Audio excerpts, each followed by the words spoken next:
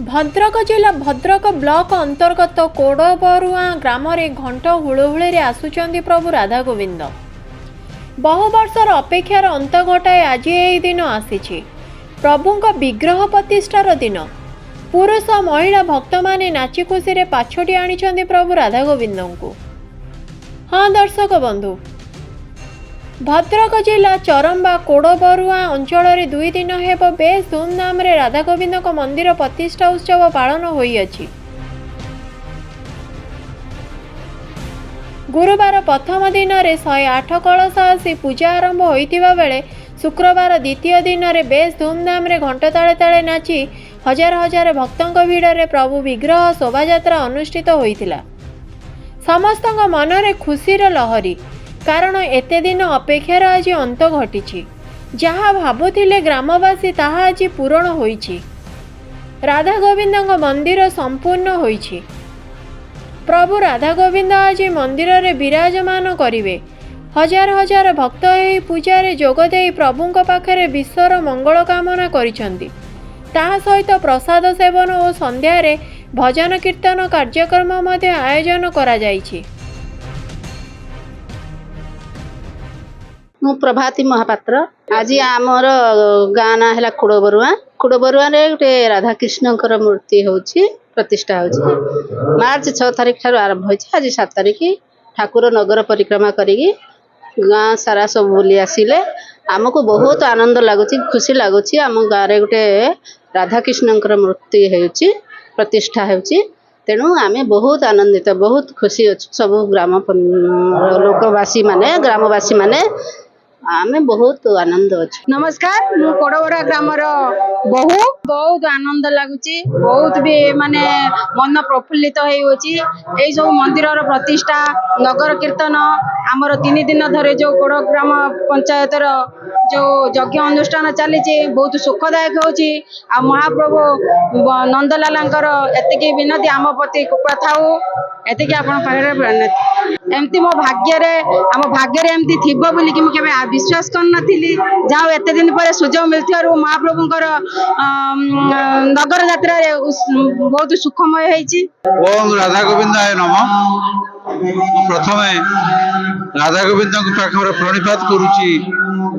भगवान राधाकृष्ण भल भाव मंदिर भीतर प्रवेश करंतु, मंदिर रक्षा करंतु, ग्रामवासी रक्षा करंतु। ये जो मंदिर प्रतिष्ठा दीर्घ 2 वर्ष धरी चली आज तार अंत घटी। बहु प्रतीक्षार अंत आज घटिला। दीर्घ 2 वर्ष भितर ये मंदिर कार्यक्रम चली। आज प्राण प्रतिष्ठा उत्सव आज तार द्वितीय दिन रे आमे प्रभु राधा गोविंद गाँ परिभ्रमण कले। तापरे वर्तमान या परे भजन संध्या अच्छी, प्रसाद सेवन अच्छी, लोक मैंने भल भाव एंजॉय करछंती। मु भगवान राधा गोविंद पाखरे एतिकी निवेदन करुची, प्रभु राधा गोविंद कोड़बरुआ ग्रामर समस्त आदिवासी को भल रखु, निरोग रखु, निरामय रहतु। या राधा गोविंद प्रार्थना आम कोड़बरुआ ग्रामर समस्त आदिवासी साहाय्य सहयोग ये मंदिर प्रतिष्ठा होती। तेणु समस्त मंगल कामना करुची। भगवान समस्त भल रखु और समस्त निरामय। मु श्री पंडित किशोर चंद्र मिश्र। मो ठाकुरंकर जो राधा गोविंद मंदिर प्रतिष्ठा होची ता संपर्क रे किछि कहिबी। ता पूर्व मु प्रभुंकर गोटे श्लोक पाठ करुछि। हरे हे ओम कृष्णाय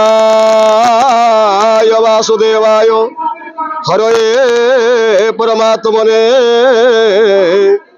प्रणतः क्लेशनाशाय गोविंदाय नमो नमः।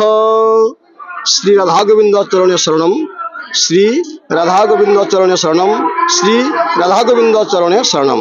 ये आज्ञा बहुत दिन कथा।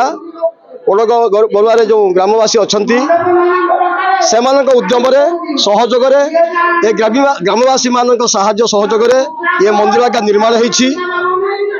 तेणु से भगवान इच्छा राधाकृष्ण इच्छारू मंदिर निर्माण पर आज आम प्रतिष्ठा कार्य को जारी रखीचु। गत काली आमर 6 तारिख रे ठाकुरंकर कलश यात्रा है। 108 कलश यात्रा पर यज्ञ कार्यटी आरंभ होई समस्त कार्य आम संध्या 6टारे आरती करी प्रभुंकर सेवा कार्य समापन करिछु। आज हूँ ठाकुरंकर मंदिर प्राण प्रतिष्ठा शिखर उपर चक्र एवं कलश स्थापन करा जिवो, विग्रहंकर प्राण प्रतिष्ठा करा जिवो। मो श्री राजकिशोर दास अवसर प्राप्त प्रधान शिक्षक चुनटी। आज कहवा कथा कौन, आज आम एत आनंदित दीर्घ दिन कामना आमर पूरण हो।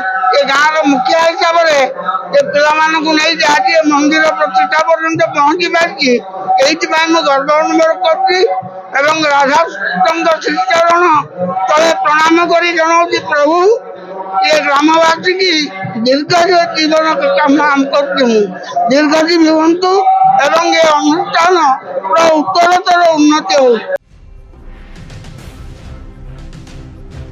भद्रकରୁ प्रदीप कुमार दास का रिपोर्ट संस्कार टीवी ओडिशा।